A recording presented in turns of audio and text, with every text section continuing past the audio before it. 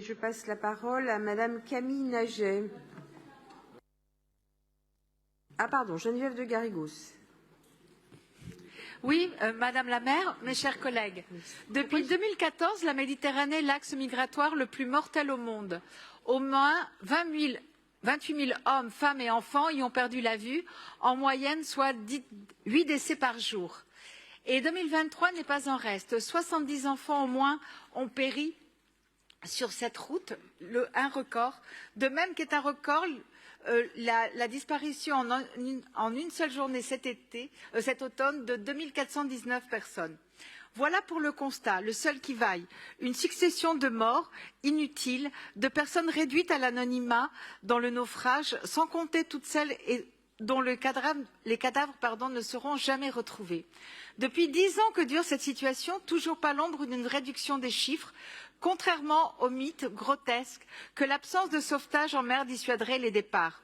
Dans l'objectif vain d'apaiser les peurs hyperboliques sur la migration que les populistes de tout poil ont instillées dans les opinions publiques, les pays européens ont abandonné les principes dont ils peuvent être les plus fiers, leurs engagements internationaux au titre de multiples conventions et le devoir le plus antique que les Grecs et les Romains avaient institué.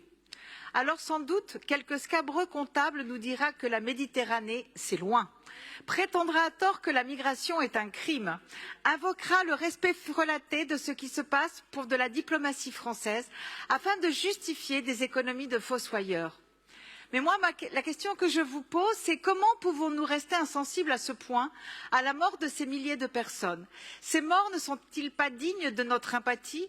La mort par noyade, la mer qui vous emporte, l'eau salée, glacée, qui s'infiltre dans votre bouche, vos yeux, vos poumons, vous asphyxie, alors que vous débattez désespérément pour regagner la surface, mais qu'épuisé, vous n'avez plus la force de vous diriger vers le soleil qui semble si proche. L'angoisse de ne plus revoir votre mère, vos enfants, le jour se lever dans une promesse de bonheur. La mort par noyade ne serait-elle pas digne de soulever notre indignation? Cet enfant englouti par la mer ou rejeté inerte sur une plage, ce corps découvert dans la lueur du matin tel le petit Elan, ne serait pas de ces enfants qu'il nous faut sauver à tout prix? Aucune justification pour ne pas secourir ces femmes, ces enfants, ces hommes en mer, n'est digne d'un État qui se dit démocratique, universaliste, et dans ce refus de les sauver, je ne peux y voir qu'une forme sournoise de racisme, une confirmation d'une hiérarchisation des vies, des morts, l'oubli que nous appartenons à la même humanité et nous sommes unis par une solidarité qui devrait être indéfectible.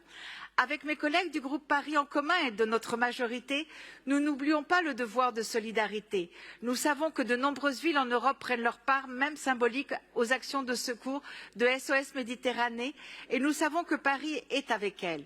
Nous n'oublions pas qu'une décision administrative de mars dernier a annulé une subvention adoptée par ce Conseil.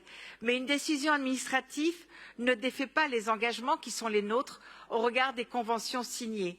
Comme l'a rappelé le mois dernier la Commission nationale consultative des droits de l'homme, aucune disposition en matière de gestion des flux migratoires et de lutte contre l'immigration illégale ne saurait justifier un renoncement aux obligations découlant de l'application du droit international, notamment en termes de sauvegarde de la vie en mer.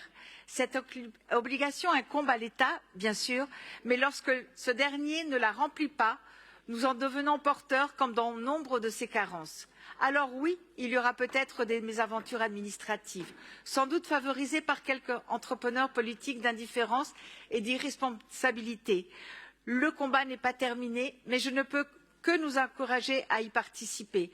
Je sais qu'une petite berceuse s'est installée dans notre pays autour de cette question qui nous dit que finalement ce n'est pas bien grave, cela ne nous concerne pas, que toutes ces morts en mer ne sont pas de notre fait. Et nous avons tort. Elles sont de notre responsabilité et je refuse de laisser cette berceuse nous endormir.